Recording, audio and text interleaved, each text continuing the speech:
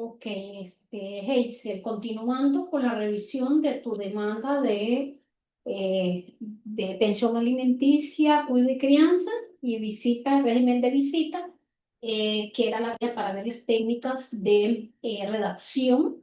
Aquí, dentro de la misma revisión donde como habíamos quedado, bueno, referirte a la parte de la doctora, aquí hace referencia a Rosario García, no sé si solamente tiene un nombre y un solo apellido, ya aquí lograste incluir el nombre completo, tanto del demandante como el demandado. Dice nuevas capturas, conversaciones vía WhatsApp, no sé, nuevas capturas, no sé a qué se refiere eso con nueva captura. Si bien es cierto, pues hacía referencia en el numeral 4 a capturas relacionadas a conversaciones entre ambas, pero en el numeral 5 dice nueve capturas de conversaciones vía WhatsApp entre el demandante, poder revisar si después de eso resumir en una sola, solamente para ir disminuyendo también el volumen, pero que sea de comprensión, ¿verdad? Todo lo que se vaya redactando. En esta parte, cuando hace referencia de medios de prueba solicitados y solicita la valoración psicológica para el menor, no sé si aquí, si hay influencia de parte o consideran ustedes o sospechan que haya una influencia del padre, de parte del padre para el menor, ¿por qué no hizo referencia usted dentro de esta solicitud de medios de prueba la parte del examen del SAT? El SAT es el síndrome de afiliación total, verificarse efectivamente, porque un estudio psicológico lo deja eh, abierto a de que si él está sufriendo de algún tipo de trauma, depresiones, etcétera, ¿verdad? Cualquier padecimiento. Pero en sí, la parte del examen del SAT es como más específico, es más minucioso. Ahí lo que va a ir a verificar si efectivamente hay esa influencia negativa de parte del padre sobre información o sobre el acercamiento hacia la madre que está perjudicando esa relación. Entonces, ahí es importante que valores y revises si podrías incluir como un medio de prueba eso. Esto ahí te relaciono a la parte de que los domicilios de los progenitores, basado en los artículos, revisar si realmente si es un punto el que debe de estar aquí. Aquí me da la impresión de que estás cortando la idea, pero igual es la parte que tenés que mejorar. Dice que en el auto de admisión de trámite de las pruebas, no sé, admisión de trámite, a los medios de prueba, esa parte como que también tenés que mejorar la redacción, es confuso, así que por favor revísame. Te voy a compartir esto de la demanda, ya los demás puntos en la grabación anterior te lo estoy dando a conocer, pero que siempre es importante que lo dejes en cuenta. Entonces, igual voy a volverte a revisar el documento por escrito para darte otras valoraciones sobre dónde mejorar esas técnicas de redacción que necesitamos que refuerces y que mejoren. Te voy a compartir la presentación de forma negociación, que es muy importante hablarte un poco sobre las técnicas de interrogación. Aquí nos está dando problemas de avisos ahí de altavoz y que a ver si se está grabando o no se está grabando. Y me está arrojando desde la primera grabación todo ese mensaje. Esperemos que podamos compartirte la presentación. Igual el equipo lo tengo bastante lento, pero pues vamos a tratar de ir lidiando con ello. Entonces, dentro de esta unidad de técnicas de negociación, es importante que demos una definición de lo que son las negociaciones. O sea que la negociación viene siendo un proceso de comunicación entre dos o más partes con intereses comunes o divergentes, cuyo objetivo es llegar a un acuerdo mutuo y que sea aceptable ese acuerdo. De cierta manera, estos hábitos que nosotros tenemos para podernos relacionar con las demás personas en la parte personal como comercial, en el ámbito jurídico, la parte de la negociación es una herramienta clave para la resolución alternativa de conflictos que se mira. Lo tenemos como parte de las técnicas en la clase de métodos alternos de resolución de conflictos. La elaboración de los contratos y mediación también es muy importante. El negociar no significa ceder o ganar completamente, Giselle, sino que encontrar todas las partes puedan satisfacer al menos parte de sus intereses. Aquí podemos hacer referencia que dentro del concepto de negociación es un proceso de comunicación en la cual dos o más partes con intereses en común y en conflicto pueden buscar alcanzar un acuerdo mutuo y que sean, como te dije, aceptables para cada una de las partes según las pretensiones o los intereses. Entonces, se basan en ese intercambio de propuestas de concesiones y soluciones que permita básicamente resolver una controversia y sin recurrir a ningún tipo de proceso judicial, evitar a toda costa ese tipo de litigio. Entonces, en el ámbito jurídico, el Geisel, la negociación es una herramienta clave de resolución de conflictos, ya que nos permite a las partes llegar a ese arreglo sin necesidad de someternos al dictamen de un judicial o de un tribunal. Eso es base. Por ello, el objeto de la negociación puede variar, ¿verdad? Porque esto va a ir en dependencia del contexto, pero en general encontramos como puntos en común que el objetivo de la negociación va a depender, uno, y va a ir dirigido a resolver un conflicto sin recurrir, ya te dije, a vías costosas como es la vía judicial. Y al mismo tiempo es un desgaste emocional al que se van a enfrentar las partes. Lograr un acuerdo beneficioso entre las partes con intereses diferentes es lo que se pretende alcanzar siempre. El preservar o mejorar una relación comercial, profesional, personal, y también poder alcanzar comunes mediante la cooperación. También el lograr ese beneficio económico, social, jurídico o político del cual las partes interesadas van buscando dentro de una negociación. Y aquí, para ello, es importante también que hablemos de esos elementos de la negociación. Entonces, cuando hablamos de los elementos básicos de una negociación, estamos hablando de personas involucradas en el proceso, que esta es la primera que tenemos. También parte del interés y el que tenemos, disculpan que ahí espero que no se note en la parte de la grabación, esos avisos y esos mensajes que me llegan. Entonces, cuando hablamos de los intereses, son las necesidades reales de las partes. Cuando hablamos de las posiciones, nos estamos refiriéndonos a la parte de lo que pide cada uno dentro de sus intereses al momento de iniciar la negociación. Asimismo, podemos hacer referencia. Y espero que me estés escuchando porque no se puede detectar su altavoz. Y esperemos que se esté grabando correctamente.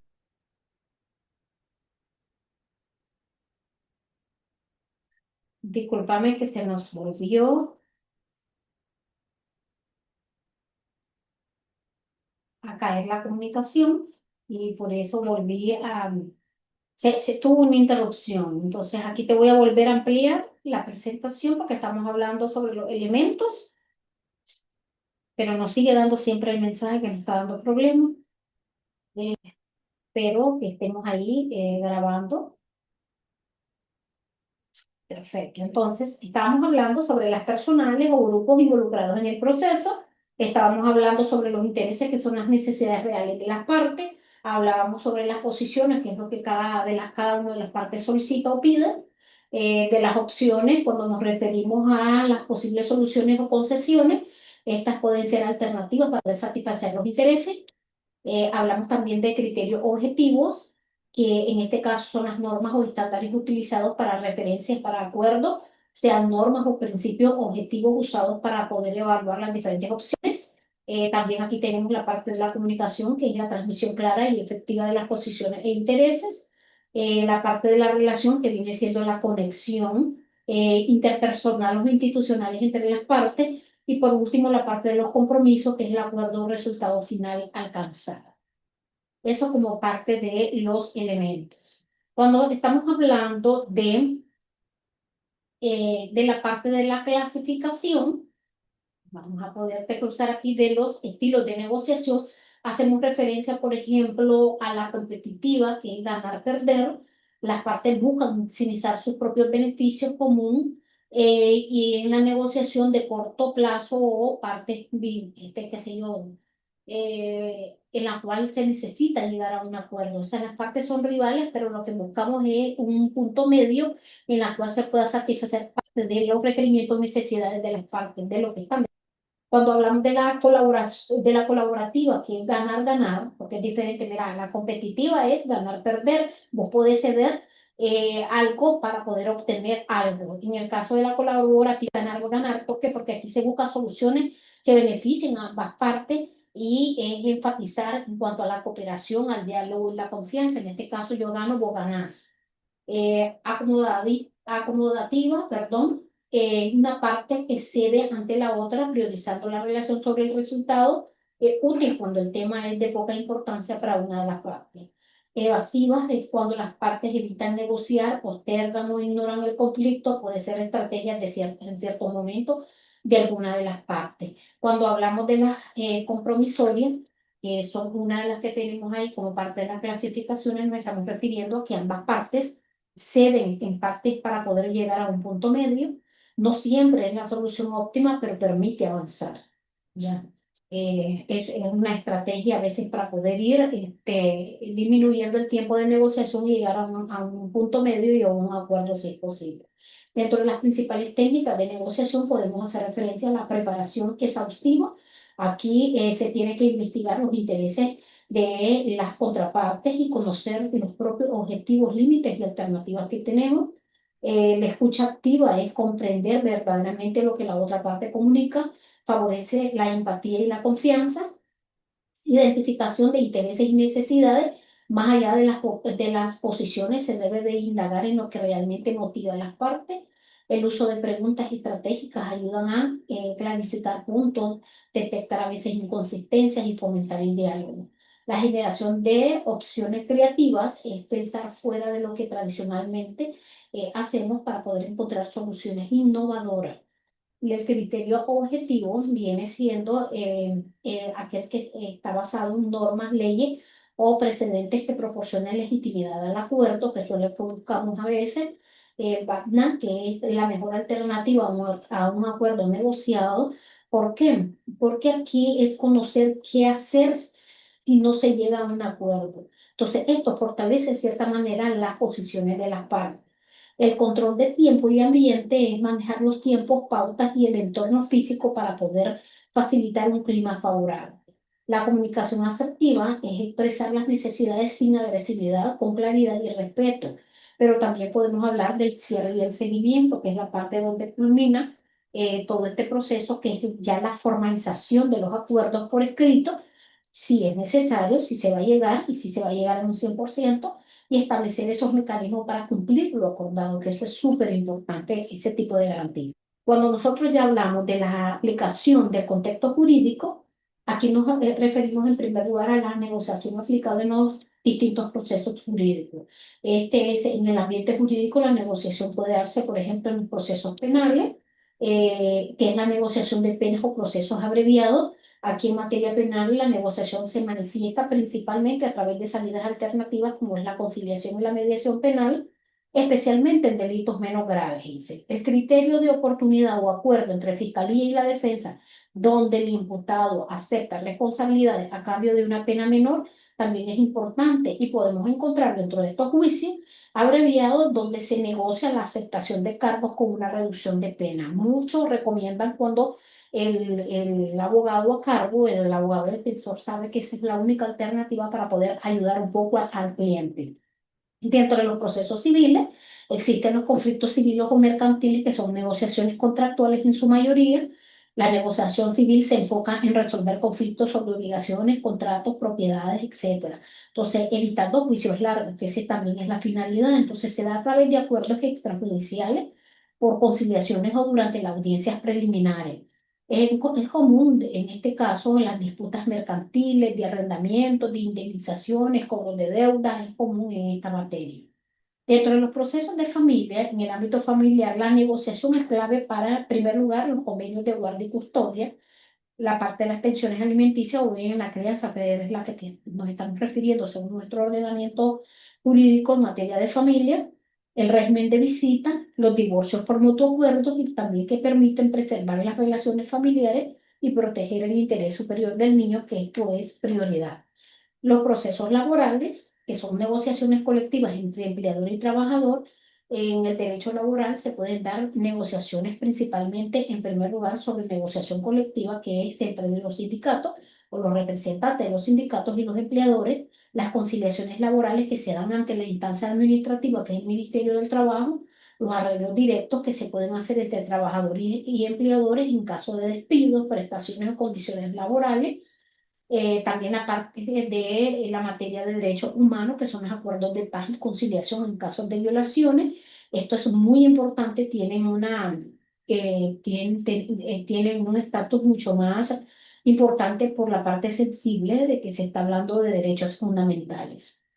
También podemos hacer referencias a los estilos de negociación. Dentro de los estilos de negociación podemos referirnos, por ejemplo, a la parte de los estilos de competitivos.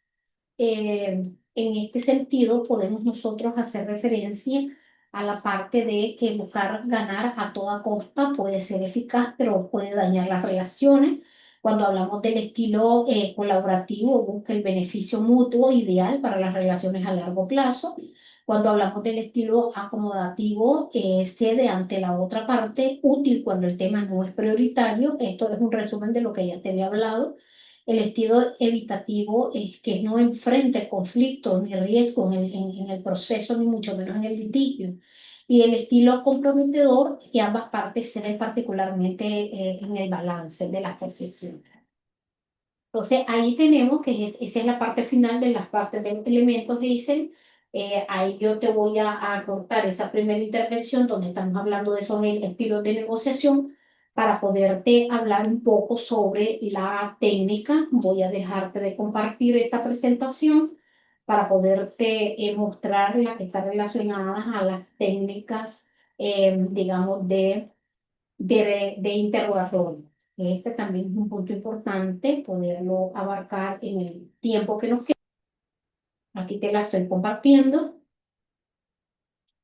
Esta es parte ya de la unidad 6. Hablar un poco sobre el resumen de los aspectos fundamentales también es súper importante. Aquí el interrogatorio es una de las herramientas más importantes dentro del proceso judicial, especialmente en el ámbito del litigio oral. Su correcta aplicación permite a los abogados esclarecer hechos, validar pruebas o sostener la teoría del caso de manera coherente ante los jueces.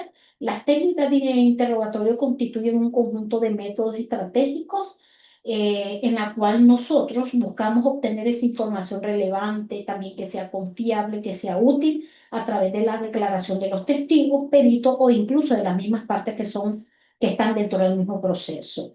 En el contexto de los sistemas acusatorios orales, como el que aplica en Nicaragua, el dominio de estas técnicas representan una habilidad fundamental para el ejercicio profesional del derecho.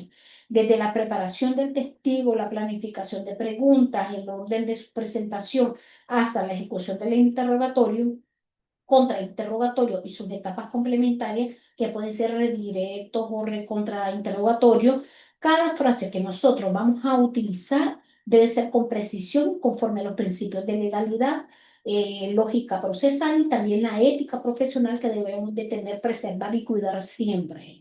Entonces, conocer y aplicar correctamente esas técnicas no solo contribuye a la defensa de los intereses de las partes, sino que garantiza un poco más justo y transparente y de forma respetuosa esos derechos fundamentales, tanto del testigo como del acusado, como de la víctima, etcétera. Por ello, el estudio de estas herramientas resulta bastante indispensables y necesarias para la formación jurídica integral del profesional del derecho. Entonces, cuando ya venimos, nosotros hablamos y damos una definición del interrogatorio.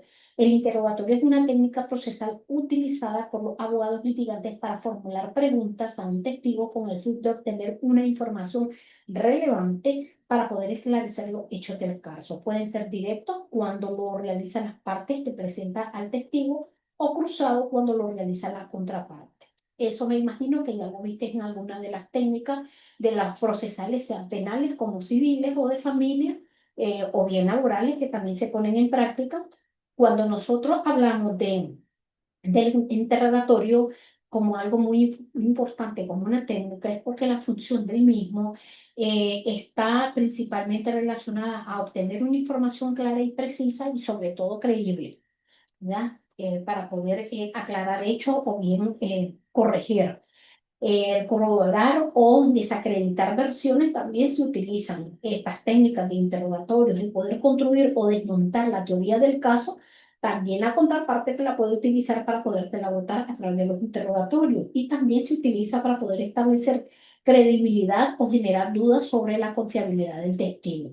Entonces, el poder nosotros planificar el interrogatorio es clave para tener éxito dentro de un proceso judicial. En primer lugar, el conocer al testigo. Esto es personalidad, lenguaje corporal, sesgo, cualquier cosa que te pueda servir, ¿verdad? Definir objetivos específicos, aquí tenés que estar clara de qué se quiere probar. Elaborar un guión estructurado con preguntas abiertas en el interrogatorio directo y cerrado, que puede ser el contrainterrogatorio, es lo que te va a garantizar, digamos, un porcentaje de probabilidades de que la sentencia sea favorable para tu cliente, y el poder relacionar el interrogatorio con la teoría del caso es sumamente importante.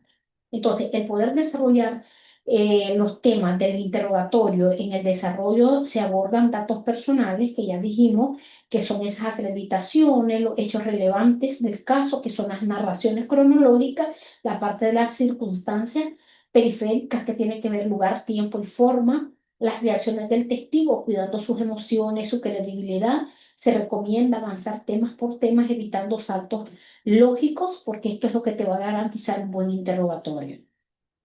Dentro de la parte de la preparación de un esquema para el interrogatorio, debes de estar clara de que siempre hay que incluir, por ejemplo, la identificación del testigo. Dentro de la identificación del testigo, tenemos los objetivos del testimonio, los ejes temáticos del interrogatorio, las preguntas claves por cada eje, la anticipación de posibles de respuestas, la parte de las estrategias ante evasivas o contradicciones. Eso es muy importante que lo tomen en cuenta, porque el orden de presentación de los testigos es la estrategia que depende del impacto que se requiera generar dentro del mismo. En primer lugar, iniciar con un testigo sólido y confiable, eso es una táctica que te funciona. El continuar con un testigo técnico y de soporte también es vital dentro de un proceso o una audiencia. El finalizar con un testigo que concluya o resuma la teoría del caso, esto ayuda a construir un efecto persuasivo progresivo ante el judicial o ante el tribunal. Y ahí se te garantizas, pues, tener resultados positivos. Cuando hablamos de la acreditación e ilustración, consiste en presentar al testigo ante el tribunal, el validar su identidad y competencia, el poder justificar su relación con los hechos, el determinar si tiene interés en el resultado del proceso, que ahí tiene que ver con la neutralidad.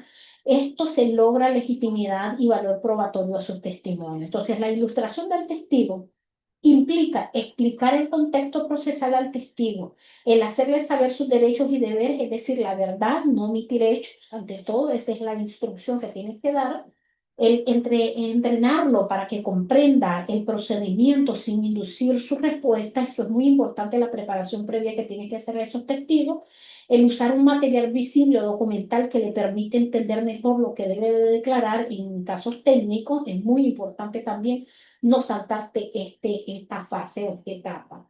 Cuando entras al contrainterrogatorio, es el que se realiza por la contraparte. Sus objetivos básicamente son contradecir o debilitar la declaración. Busca cómo detectar inconsistencias o mentiras dentro de la declaración del testigo. También sirve para poder evidenciar parcialidad, ignorancia o contradicción. Que eso en todo momento se anda buscando al momento que haces el interrogatorio o el contrainterrogatorio. Preguntas cerradas, sugerentes y directas, deben de ser concisos y estratégicos, evitando permitir que el testigo explayase o que se amplíe mucho. Es evitar que sean preguntas, que sean las respuestas de forma directa, sí o no, y en el caso que el judicial diga el por qué, explique, es el único momento que puede extenderse.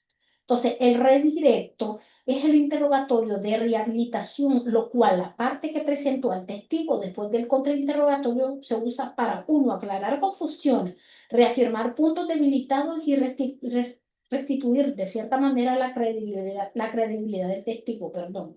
Debe de limitarse básicamente a esos temas tocados en el contrainterrogatorio. Entonces, eso es lo que se busca, el poder reparar esa credibilidad que por alguna pregunta dentro del contrainterrogatorio quedó la duda razonable ante el judicial. Entonces, lo que estamos tratando es aclarar, enderezar y validar ese interrogatorio o esa declaración que el testigo previo dio a través de su interrogatorio. La parte del contrainterrogatorio es una fase excepcional, discrecional del juez, que si él ordena permite que la contraparte vuelvan a interrogar luego del redirecto. Su fin es básicamente atacar nuevas afirmaciones sugeridas, impedir que el redirector reoriente falsamente el testimonio, y se lo tienes que evitar como parte de la defensa, y debes hacerte con preguntas concretas y relevantes en los nuevos hechos. Eso básicamente es lo que nosotros tenemos que tomar en cuenta al momento de los interrogatorios, los contrainterrogatorios. Yo te voy a estar compartiendo, Geisel, una asignación en la cual vamos a poner en práctica tanto las técnicas que teníamos en cuanto a la parte de los interrogatorios, como el tema relacionado también a las técnicas de negociación para poder unificar ambos temas en una sola asignación. Entonces, eso sería para poder cerrar esta sesión 6 y finalicemos la tutoría a través de esa evaluación final. Cualquier duda, cualquier consulta, estoy presta, me puedes escribir o me puedes llamar.